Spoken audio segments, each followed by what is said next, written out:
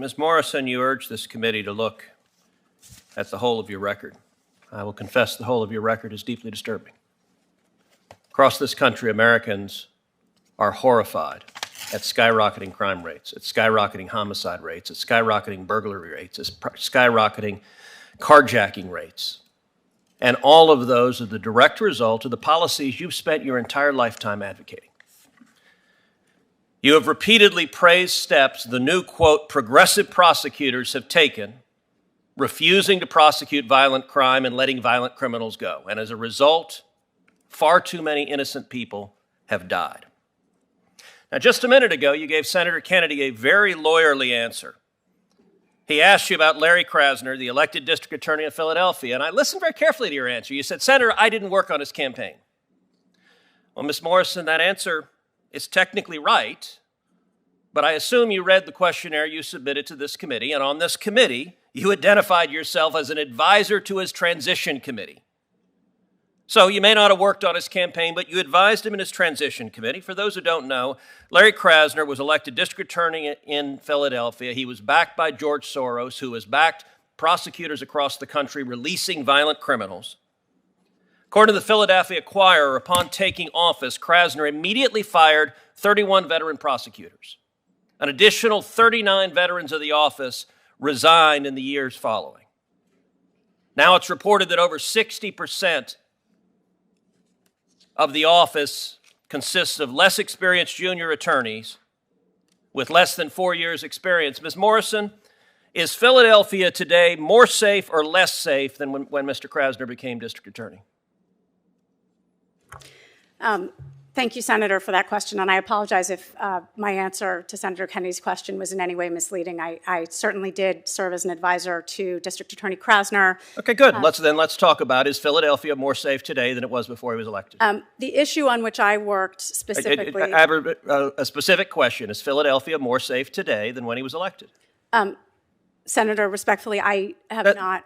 That's a yes or no? I do not consider myself an expert on crime statistics. You have no view? Safety.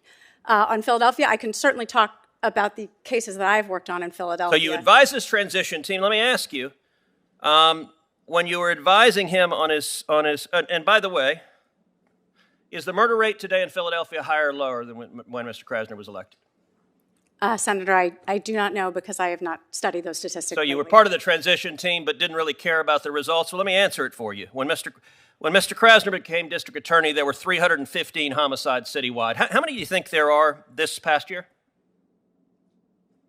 I know the murder rate is up nationally, Senator, but I'm not familiar with the specifics. It went from 315 to 562, almost twice the 2017 number, the highest in over 60 years.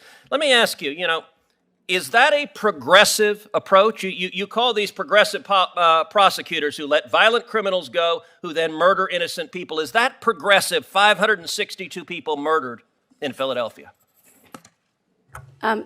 Senator, I take a strong interest in the successful prosecution of murder cases because... Okay, I actually don't believe your record reflects that, so let's look elsewhere, because you actually make a business of supporting these soft-on-crime prosecutors that release violent criminals. You also were on the transition committee for Los Angeles District Attorney George Gascon, who came to office in 2020.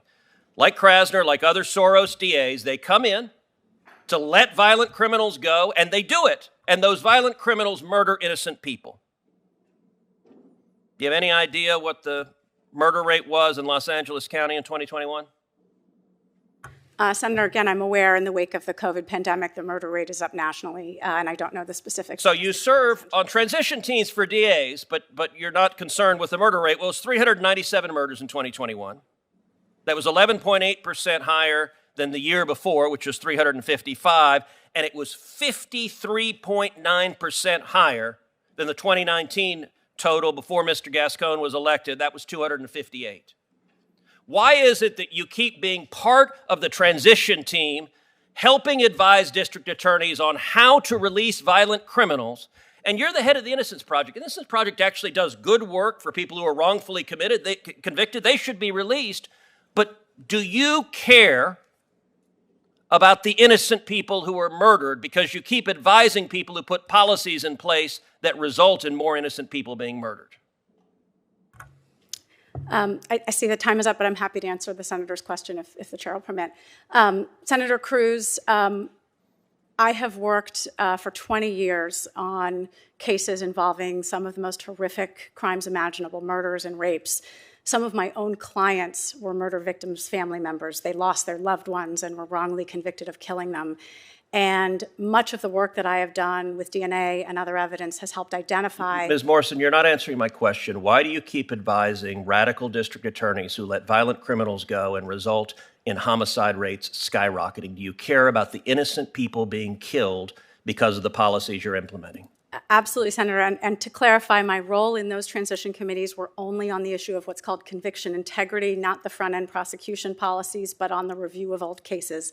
That is the limited capacity on which I worked. I played no role in formulating the front-end policies, but it is because when the wrong person is convicted of murder, the person who's actually committed the crime isn't brought to justice, that I think the work connects. Sadly, your nomination is part of a pattern from this administration, and Democrats in the Senate, if they follow their pattern, will vote to convict yet another judge who will let more violent criminals go.